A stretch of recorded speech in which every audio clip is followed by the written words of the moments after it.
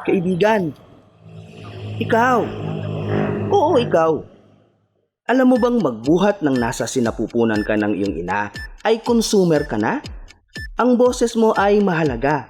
Nabibilang ka sa komunidad na kumukonsumo sa laksa-laksa at iba-ibang produkto na mayroon tayo noon hanggang ngayon. Pagkain, gamit sa bahay, gadgets, telepono, computer, kuryente, bumbilya, semento, uling, gulay, pasyalan, resorts, kopras, internet, tubig, loan, bangko, kape, asukal, asin, at kung ano-ano pa. Lahat ng ating kinukonsumo at binibili ay dapat may karampatang kalidad at tamang presyo sa merkado. Kaya halika na, tambay na dito sa programang magbibigay impormasyon at tatalakay sa mahahalagang issue na mayroon tayo hinggil sa konsumerismo.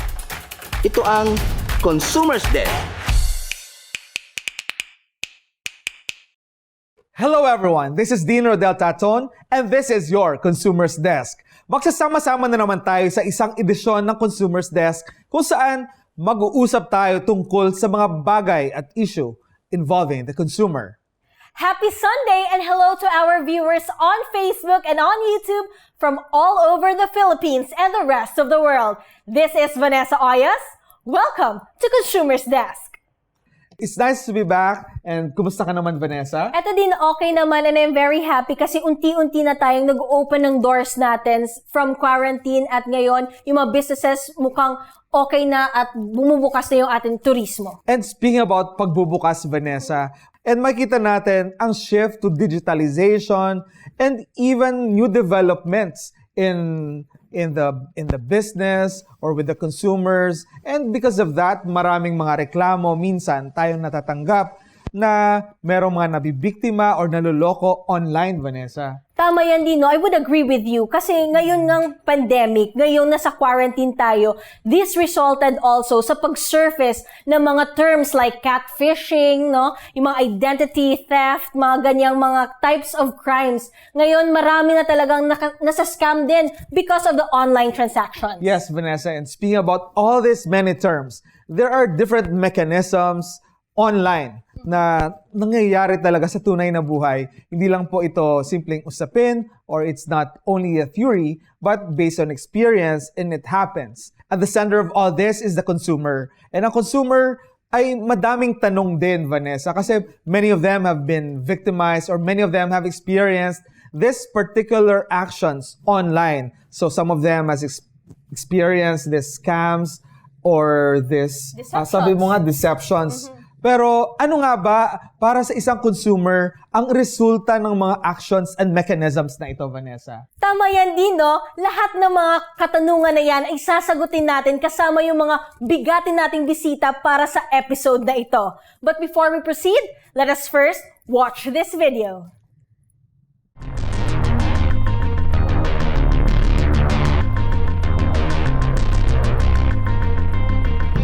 E-commerce became a hit during this pandemic and is currently considered as the hottest trend in the new normal. This is basically introduced to continue the movement of the economy and to enhance online sale transactions between online-based businesses and customers. However, it is sad to note that e-commerce has not been without its own issues. This platform also experienced fraudulent activities. And this has been the ultimate target of criminals. From hackers and identity thieves, a lot of illegal transactions and catfishing surface in the digital world. Pero ano ba talaga ang kalagayan ng ating mga consumers online? Safe ba ang mga consumers and businesses sa new normal, lalo na sa mga transactions nila online? May karapatan pa din ba ang mga consumers kahit sa online purchases nila? Alamin ang mga sagot sa isa na namang episode na tsak marami tayong matututunan. Dito sa mas pinalakas na boses ng consumer, ito ang Consumers Desk. Welcome back to Consumers Desk. We have a very interesting topic today, Vanessa, and we are joined by our special guests today. Of course, we have our first guest. She is a resident lawyer of Consumers Desk, Consumers Union of the Philippines, and she is the host of I Know Right. Kasama ko din siya. And She is a professor of law, Attorney Kristy Jane Balino. Good day, everybody. It's good to be back. Thank you. And Dean, we are once again graced by the presence of a senior lawyer of Divina Law, a professor of law at San Sebastian College, Recoletas, Manila, and University of Santo Tomas, a technology and media law expert. We have Attorney J.R. Ipac. Hi Dean, hi Vanessa. Hello, Good to be back Attorney. here. Thank you very much, Attorney JR, for being here again. Maging sukit na kayo namin ni, dalawa kayo ni Attorney G, no? And as I mentioned earlier, we have a very interesting topic because in the past episodes of Consumers Desk, we have discussed issues in technology and media, particularly social media, Vanessa. Maraming mga consumers ang nagreklamo about the deceptive schemes, mechanisms online.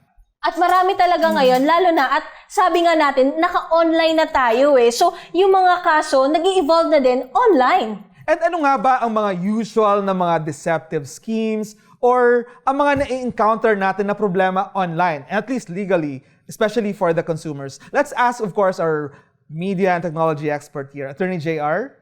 Again, Dean and Vanessa, thank you for having me again here. No? Yes, of course. That this topic, just like the one that we had last time, very, very timely now that we are in the pandemic. Everyone, e-commerce right now on the rise, everyone transacting online. So, yung isa sa mga pinaka-common natin ngayon, as you mentioned, deceptive sales act and practices. Ano yung mga nagfo-fall na common dito? No? Number one, nagre-represent ng isang product that turns out not to be the one that is being advertised or represented. Maybe it could either be of poor quality or fake. That's right, Attorney G. Or possible then na after the product has been the payment has been made, the product is all of a sudden the seller did not deliver, no? So bogus pala yung seller. Number two that would fall under this particular scheme. This one I would want to give a little more emphasis din Vanessa and G, no? Because part of our practice, very common right now, sales of securities, which is actually cryptocurrency tokens, Yes, representing madami yan. as ang dami nito, no? So the SEC has flagged numerous companies that are actually selling and hyping this particular product. Open-minded ka ba, no? And then all of a sudden, and then all of a sudden, no, the Securities and Exchange Commission will say actually these are not registered with them. May being sold, the advisory. securities, Yes. no. So a lot of people are investing in these scams without any sort of protection. Did Vanessa? Yes. How about you, Attorney G? Kasi sinabi ni Attorney JR, we have from consumers to financial scams. Ano pa ang mga, sa experience mo naman, Attorney G? Hindi naman siguro sa experience ko, Dino. Siguro dagdag na lang din, yeah. Apart from the securities fraud na made online, siguro yung common ngayon yung sa mga ATM, credit card, yung pagkuha ng information. And basically, theft. It's identity. Cybersecurity, Yes, di ba? yung identity theft, napaka-rampant ngayon. Kasi cashless transaction and you use always credit card and you give information. So, everyone is open or prone sa mga online na internet scam at marami ding nananakawan ng pera, biglang zero na lang laman ng ATM or credit card for that matter. So ano naman yung data privacy na pwedeng natin na i-discuss when it comes sa mga cashless transactions? Ano yung safeguards na ginagawa ng mga companies or banks, lalo na ngayon na halos lahat nga, as mentioned, no, na online yung transactions? Sige, with respect to that siguro, ang gusto nating sabihin sa consumer, when you talk about data privacy, it's basically your personal information that is being consented to be used by parties, so third party. So, I think, di ba, syempre si Panyero, expert pagdating dyan sa data privacy. May konti naman tayong alam sa data privacy. So, siguro as institutions who are supposed to be bound by the Data Privacy Act, they should check saan nila ginagamit yung transaction. Pero, bilang ikaw yung user, o ikaw yung nag-i-input ng information, dapat isipin mo rin, ano ba yung mga hinihingi? Legitimate ba yung hiningi? For example, ang kailangan ng pangalan mo, hiningi na lahat, pati pangalan ng aso mo. Di ba? So, siguro, you have to filter also the information you are giving kasi meron kasing consent eh. So, when you talk about data privacy, you talk about the consent not just to give, pero the consent you're giving to that institution to use or to disclose. At for a limited period only. Hindi siya forever. Walang forever sa data privacy. Yes. Sinabi ni Attorney G about sa Data Privacy Act natin. And na-mention din kanina ni Attorney JR about the e-commerce. Ano bang mga batas pa, Attorney JR, ang mga involved dito when we speak about deceptive scams or even online fraud? May mga laws ba na applicable on this, Attorney JR? Thank you for the question, Dean and Vanessa. No, actually, what's very interesting about this is that in terms of legal regulatory environment about that, yung Philippines, hindi naman tayo nahuhuli, no? In fact, as early as 2000, for instance, we already have the E-Commerce Act, which validates online transactions, giving it legal recognition, no? Online transaction, this one. Second, very recently, or just a couple of years ago, of course, Congress passed yung anti-cybercrime law. Very important also to protect yung mga consumers against, for instance, identity theft, computer-related fraud, computer forgery, ganyan, ano? Ang dami. Number 3, as mentioned by our panyera here, the data privacy law. Very, very important also because it helped companies, especially the Philippines, no? It helped us be recognized in the world as someone who protects the personal information of everyone working or using personal data here in the Philippines. No? So pagdating sa legal framework and legal protection, meron tayong basic laws that our consumers can rely upon at pwede nilang sandalan kung magkaroon man ng particular na violation dito. No? So for that, maraming pwedeng takbuhan na remedy yung consumers natin. Exactly. And Attorney G, ang Consumers Act, and especially this time, ang mga policies ng DTI and others during the period of the pandemic, applicable naman. Of course, always, di ba? Kaya nga nang sinasabi natin, you are consumer from the day you're born until you die. Kasi kahit yung casket mo, binili yun, di ba? However, the laws would protect you even until your death din when it comes to especially deceptive sales. Diba? We talked about that. Yan ang pinaka-rampant na issue ngayon. Kasi you can't see the actual item before you buy it. You can't see the actual seller. Diba? So, you could always be subject to a lot of deception. So, the Consumer Act has always been in play and protected ka kahit sabihin mo pang online. Walang distinction between the actual sale and the online sale. Okay, alam mo din, napaka-interesting ng ating usapan Vanessa. ngayon. Pero, marami pa tayong itatanong sa ating mga bisita sa ating pagbabalik.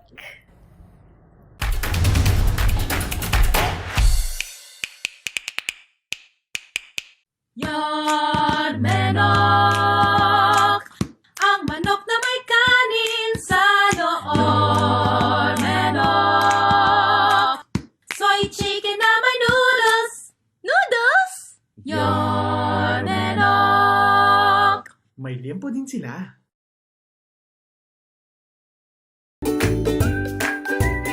Masarap na kakanin ba ang hanap mo? Pampasalubong, pangregalo, at panghandaan? Dito na sa Dolores Kakanin, Philippines Best!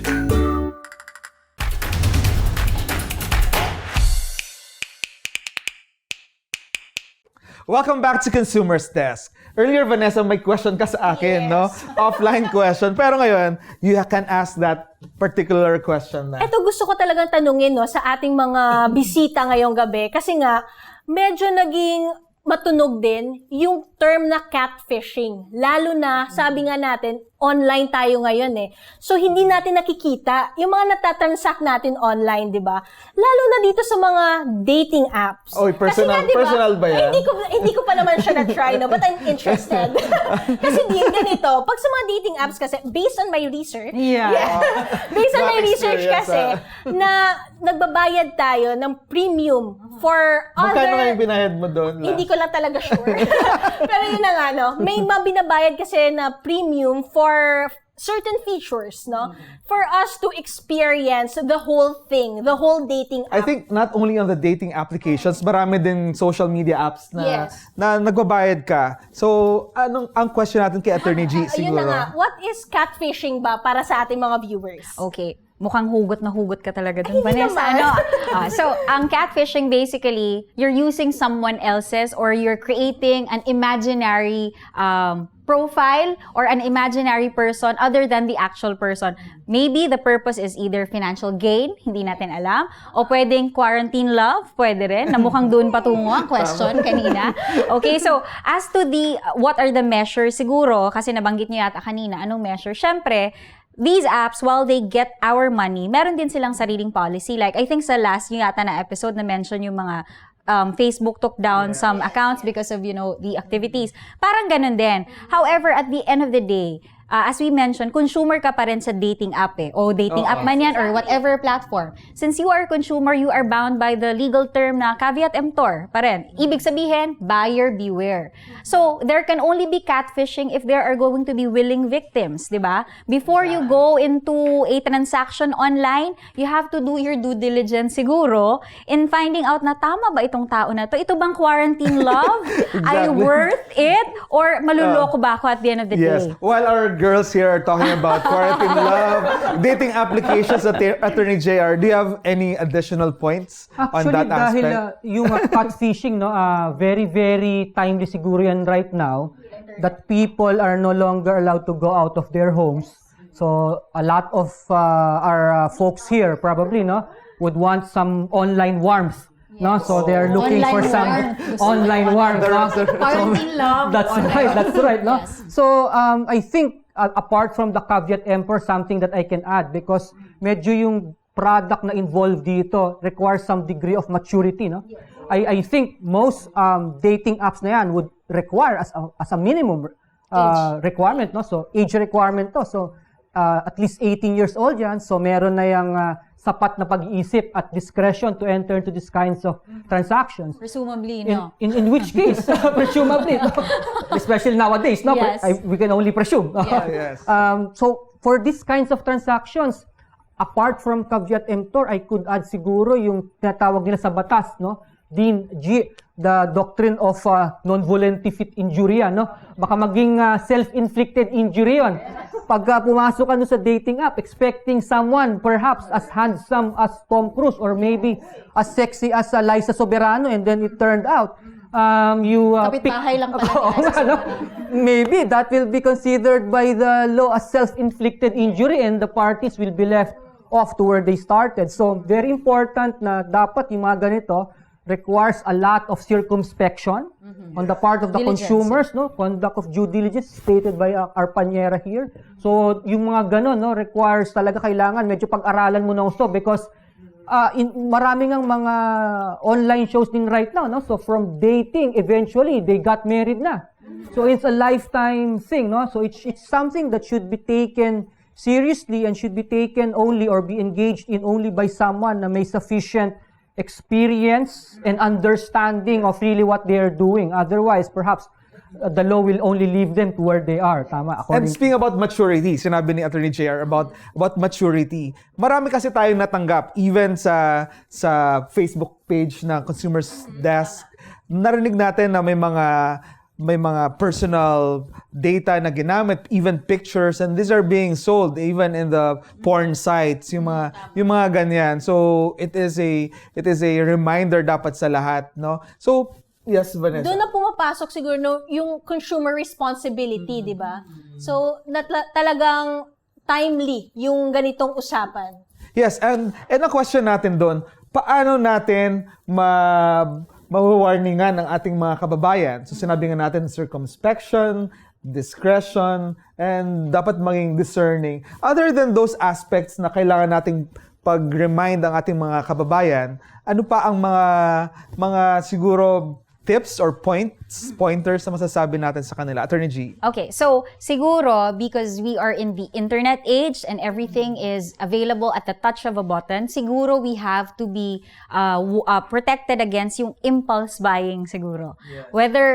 Whether you're buying quarantine love, hindi naman buying, but you're looking for quarantine love or looking for quarantine things, yes. Quarantine things, yeah. You have to guard against your impulses. Kasi pag nakikita, especially 10-10, yung mga sale na ganyan, pag nakita na mura, bibilhin agad at gagamitin agad yung personal information. While it may be seemingly na napaka-inviting nga naman ng lower prices, but it would make you think, bakit kaya sobrang mura? Bakit napaka-available? And all those things, no? So you should really question first. I can't overemphasize diligence in everything you do. Before you buy it, when you get it, for example, di ba, like, sinasabi natin, nagrereklamo tayo about quality, yun pala mali yung in-order mo, ikaw lang din ang nag-i-input. So, you're a consumer. So, you really have to protect the cent that you're earning. Kahit mura pa yung binili mo or whatever, you really have to exercise diligence before, when you get the product, and when you have complaints. Kasi pag nagreklamo ka, ang unang tatanungin mo, syempre, as lawyers, saan mo ikakaso? Sino ang kakasuhan mo? Ano ba yung parameters? Ano ba yung gusto mo makuha? For example, it's a 50 peso item. Ikakaso mo ba yun? Rereklamo mo ba sa DTI? So you have to conduct your due diligence post-sale. Parang gano'n. Napakaganda yung pag-discuss ni Attorney Gino, pero sa ating pagbabalik naman din, tatanungin naman natin si Attorney JR kung ano naman ba yung remedies, no, na pwede at available sa ating mga consumers. At sa aming pagbabalik, mapapanood na naman natin yung isang episode ng ating Consumers Review.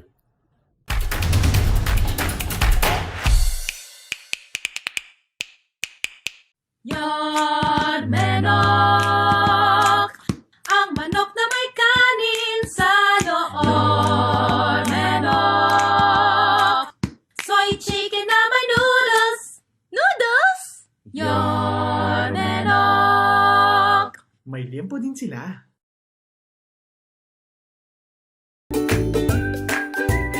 Masarap na kakanin ba ang hanap mo? Pampasalubong, pangregalo, at panghandaan? Dito na sa Dolores Kakanin, Philippines Best!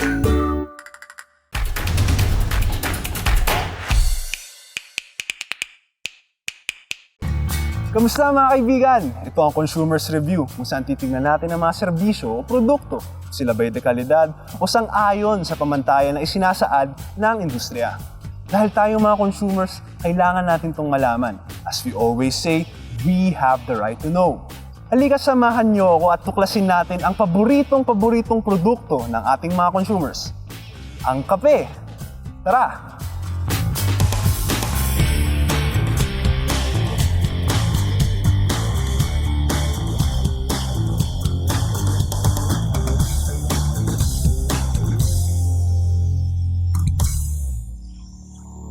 Mawawala nga ba sa ating kapag ang kape? Sinasamahan po tayo ngayong hapon ay si Mr. Roldan Capito, ang Head of Marketing ng Gourmet Farms. Magandang hapon po, Mr. Roldan. Magandang hapon, Kel, at magandang hapon mga ka-consumer. So ito pong Gourmet Farms, gano'n na po siya katagal? Nagsimula ang Gourmet Farms officially noong 1987 nang itatag yung kumpanya. So mga 30 years. 30 years na, and paano po siya nagsimula? Nagsimula siya dahil yung may-ari ay mahilig sa masarap na kape. At gusto niyang dalhin yung mga kape ng Pilipinas sa mundo at yung mga kape ng ibang bansa dalhin sa Pilipinas para ipatikim sa mga Pilipino. Meron ho bang pagkakaiba ang kape ng Pilipinas sa kape ng galing sa ibang bansa? Well, basically, may 4 na klaseng kape. 4 na species, general species. Meron Arabica, Robusta, Excelsa, at Liberica. Ang kape kasi, tumutubo lang siya sa coffee belt. Karamihan yan is mga bansa na nasa equator. May specific na climate, may specific na taas. Kailangan mataas ng konti sa sea level. Mga ganyan. So kung magtatanim ako ng kape dun sa bakuran namin, medyo pangit yung Medyo mahirap, tsaka pangit lumabas. Hindi kasing sarap na maininom natin ngayon. Una-una, ang planta natin ng kape ay nandito lang din sa farm namin. So, dito namin niluluto ang kape. Dumadating yan sa amin green beans, no? Ang kape kasi nanggagaling sa iba-ibang farm, nanggagaling sa iba-ibang bansa. Dumadating sila dito sa farm na green beans. Tapos dito yan niluluto. Dito yan rino-roast. Dito natin gagawin yung iba-ibang pagluto para lumabas yung iba-ibang blend. Ano bang pinagkaiba ng instant coffee sa ngayon kung ginagamit ng mga whole bean coffee? Well, basically, yung whole beans, pag yan ang ginamit mo, makukuha mo yung buong health benefits ng coffee. Kasi ang coffee kasi antioxidant yan eh. So it's good for the health. Ngayon, pagka dun ka napupunta sa 3-in-1 na kape, kadalasan that's chemically processed, mas madami ng asukal, so hindi na siya ganun ka-healthy. Parang ang sa paningin nga namin is ang 3-in-1 is parang candy na yan. Katulad dito mga to, yung Kapilipinas line natin, single origin siya, meaning sa isang lugar lang nanggagaling. So, it's 100% Arabica, which is one of the beans that I was talking to you about. Tapos, kunyari ito, galing lang tong Sultan Kudarat. Okay. Single origin siya. Yung hawak mo naman, single origin siya, galing Bukidnon lang. Naniniwala po ba kayo na hindi mawawala sa hapag natin ang kape? Malabong mangyari dahil kaya bigyan lang kita ng idea kung gaano kalaki yung coffee industry sa Pilipinas. Okay. Ang yearly demand ng kape natin is nasa 130,000 tons. Okay, ang kape na napoproduce ng bansa is only 30,000 tons a year. So, yung 100,000 tons, kailangan pa namin, katulad namin mga trader, kailangan pa namin i-import yan. So, lahat ng mga trader kailangan mag-outsource. So, kung mapupuno ng mga farmers natin yung pagkukulang na 100,000 tons yearly, ang laki pa ng development na pwedeng abutin ng kape. Bilang Filipino consumer, ang pinakamagandang tulong na maibibigay nyo sa industriya ng kape is bumili ng kapeng Pilipino. Malakas uminom ng kape ang Pilipino, pero ang iniinom natin kape is 3-in-1. And kadalasan yung mga 3-in-1 is galing sa ibang bansa, yung brand. So, kung gusto natin palaguin ang negosyo at ang coffee industry ng Pilipinas, kailangan natin tangkilikin ang mga locally grown, locally sourced brands and local coffee.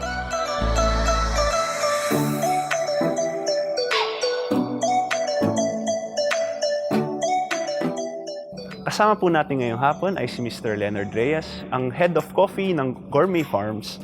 Welcome to Gourmet Farms Roasting Facility. Well, dito namin linoload yung raw coffee beans and air will push all these beans to the roaster on the other side. So these are the coffee that you see here are all ready for roasting. Okay.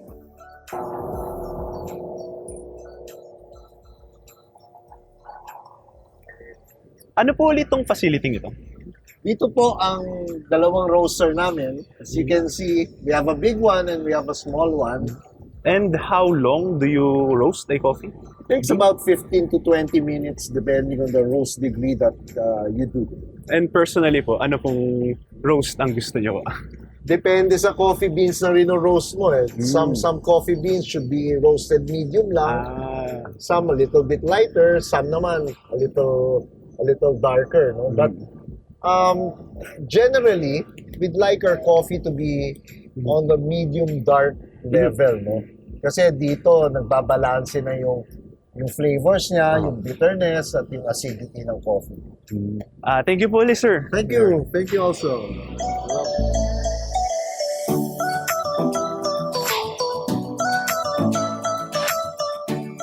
Siguro sa mga consumers na lang, gusto ko kayong imbitahan sa Gourmet Farms para makita nyo ang mga produkto na aming binapakita sa market.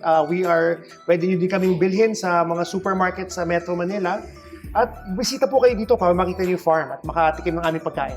Mga pinag-usapan natin ngayon dito sa Gourmet Farms kasama si Mr. Roldan Capito, ang Head of Marketing ng Gourmet Farms, ay simula pa lamang sa mga produkto na bibisitahin at susuriin natin sa programang ito.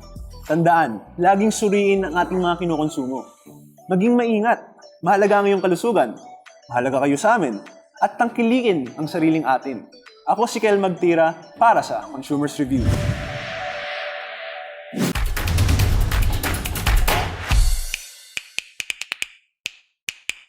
Yon manok, ang manok na may kanin sa loob. Manok, soy chicken na may noodles. Noodles? Yon manok. May liempo din sila.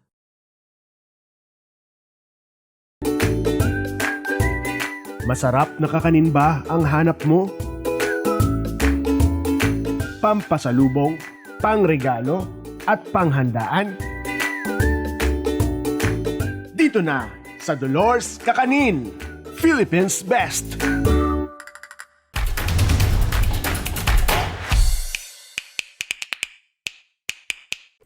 Welcome back to Consumers Desk. We would like to thank Grand Line Philippines Corporation, and of course, we have to invite you for Tayo TV, I Know Right, and Kuracha.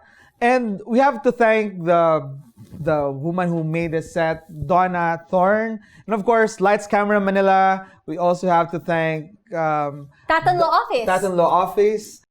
Dr. Trish for our skincare. And also Ayumi for my eyelashes. And going back sa question mo, Vanessa, earlier, we have to ask Attorney JR here about the remedies, just in case na ikaw ay naging biktima online ng this kind of deceptive practices or other mechanisms. Attorney JR. Again, very interesting question, Dean and Vanessa, no? But before answering that question, we have to find out first, ano muna yung kino-complain ng consumer, no? So there are essentially two major violations, possible violations, especially right now, that we are embracing digital. So first one, very important, are you complaining of a possible violation of your data privacy? In fact, Dean, I have a personal experience, ano? Yung aking personal information, I would just all of a sudden find out being used for marketing purposes by another entity. It's very common nowadays, no? So if you are complaining of a data privacy violation, you have to go to the National Privacy Commission. Yun yung entity na in charge for this possible violations or breaches, no? And under our law, in fact, may criminal liability yung mga data breaches under the Data Privacy Act. Second, now, if it involves naman products or services that may involve deceptive schemes or fraudulent practices, then definitely DTI is there to help, ano?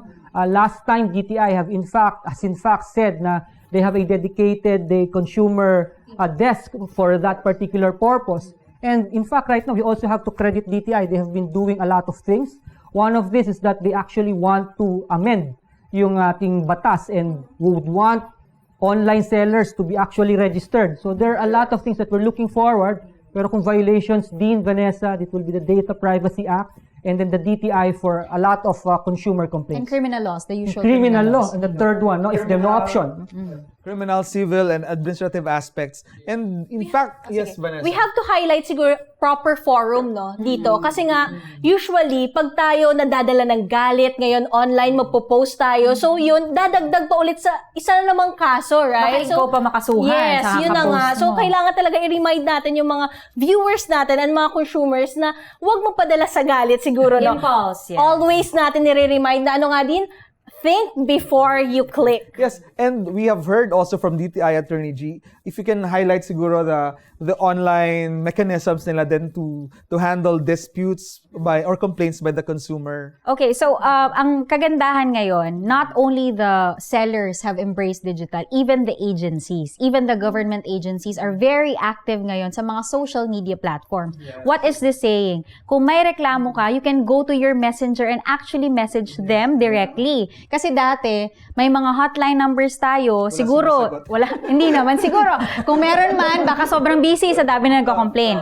However, meron ka na ngayon mga messenger, napakabilis, may Twitter na rin, lahat. Emails, oo, pero syempre the emails might get spammed or kung ano man. Pero even DTI, napaka-active per region, okay? Per region, tapos per siguro department nila, may mga dedicated silang Facebook pages. What is this telling the consumers? Kung may reklamo ko, you go to the proper forum. You can even do it digitally without going out. Dati kasi, siguro, our consumers were hampered by yung physical na distance. Yes, you have to pay for it, traffic, ganyan. Pero ngayon, kung ikaw naloko ka online, pwede ka rin magreklamo online. Yes. At sasagutin din nila online. And even mechanisms, we heard DTI is handling online mediation or online handling of this complaints by our consumers.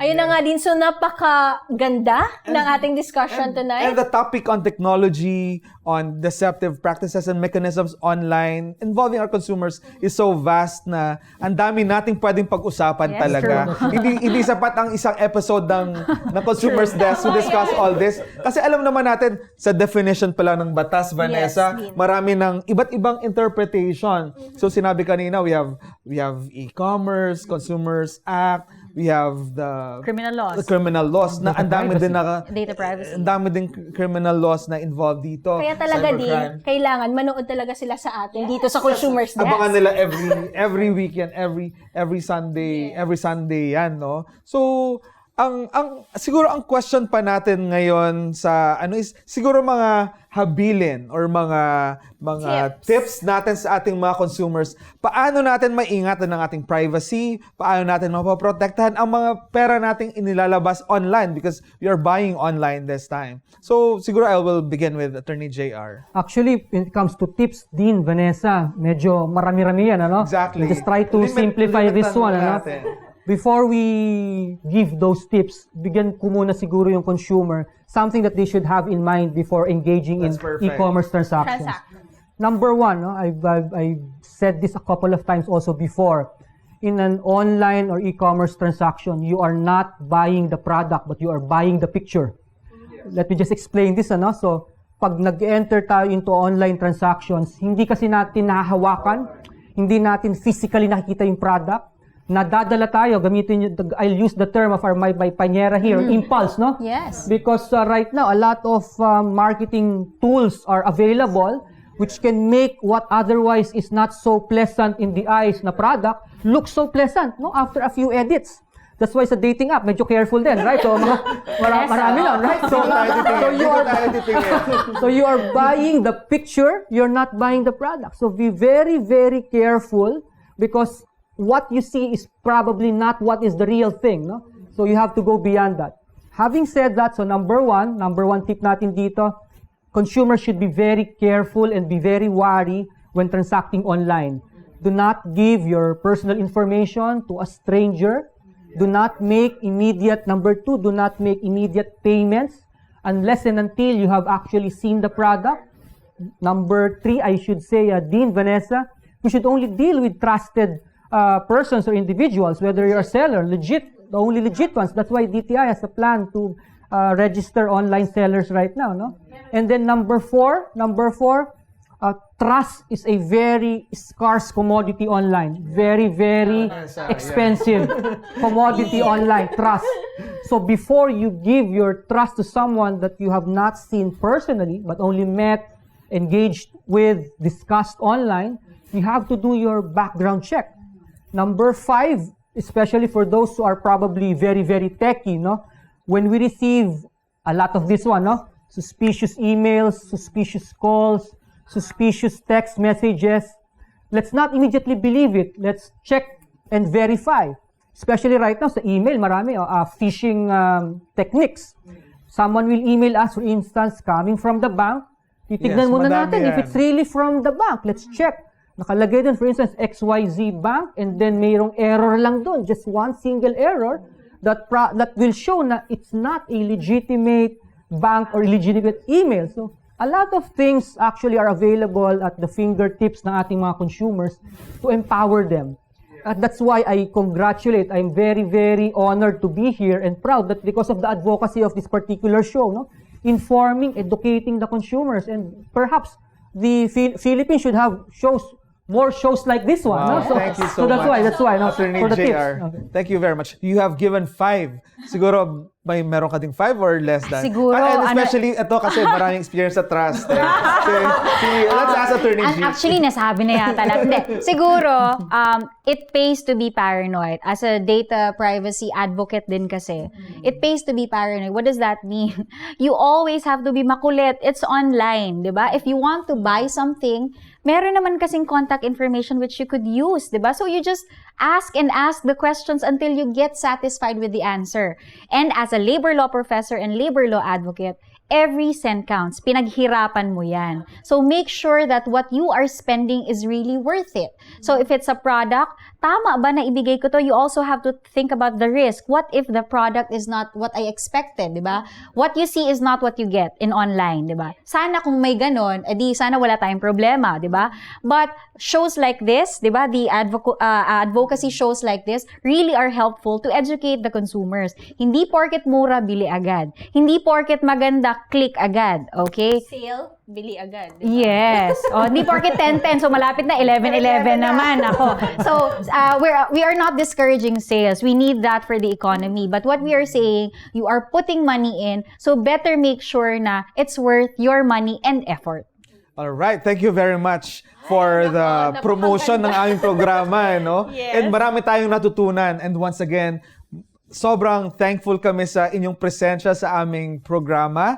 And we know that we have helped so many people. And I am very sure yung mga viewers natin, maraming natututunan talaga sa ating mga guests today. So ngayon naman guys, sa ating segment na to, ay meron tayong ipapaalam na consumer right or consumer responsibility dito sa Consumer Fact. Isa sa mga layunin ng ConsumersDesk ang magbigay ng aral sa ating mga mamimiling Pilipino. And today, a consumer must be educated and should learn. Ang consumer dapat edukado at dapat natututo. The growth of the internet and e-commerce in the Philippines have grown so largely, but there are many who are still reluctant to engage in online transactions. Bakit nga ba? Marami ang takot, manloloko, kaya madami pa din ang gusto personal purchase and cash basis. Maraming batas ang ginawa like e-commerce and the Consumers Act, and in fact marami ding pinalabas ang DTI ng mga policies on this matter.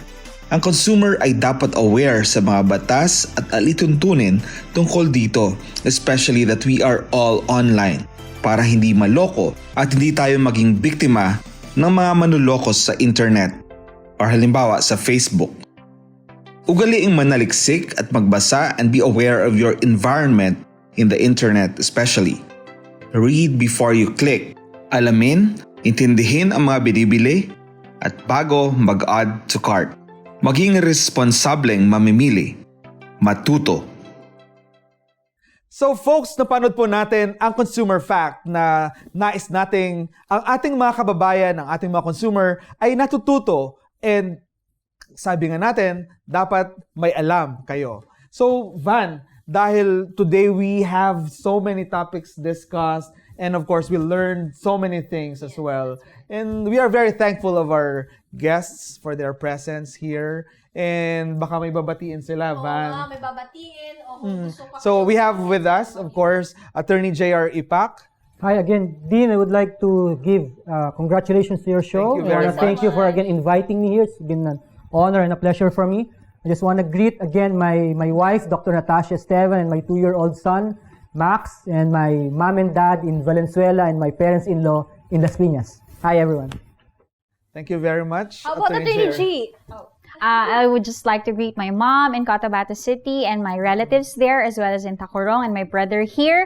I would like to greet also my students who are tuning in to the shows I'm appearing in. I would like to invite everyone to watch my show with my co-host here. It's I Know Right on Tayo TV on YouTube and on Facebook. And I would like to also greet my friends from law school kasi they told me that I should always greet them. So hello sa mga friends ko sa law school.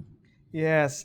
Maraming salamat sa inyong presensya sa aming programa. And before that, Vanessa, also, I would like to greet my parents in Iloilo, my nephews and niece, Kisha, Michael, and Kyle. And of course, Chichay, hello. And to my law school friends also, and my students, wherever you are. Of course, we would just like to say hi and hello sa lahat ng mga viewers namin on Facebook and on YouTube. And sa ate ko, Ate Jerlene, hello sa'yo. And hope you can join us soon sa aming mga episodes pa. And also, Nicole, hello dyan sa mga kababayan ko sa Cabancalan City. And also to my friends, Attorney Lila and Attorney Rhea and Potok Law. So that's it, guys. This has been Dean Rodel Taton. And this has been Vanessa Oyos. Salamat sa inyong pagsama dito sa mas pinalakas na boses ng consumer. Ito ang Consumers Desk.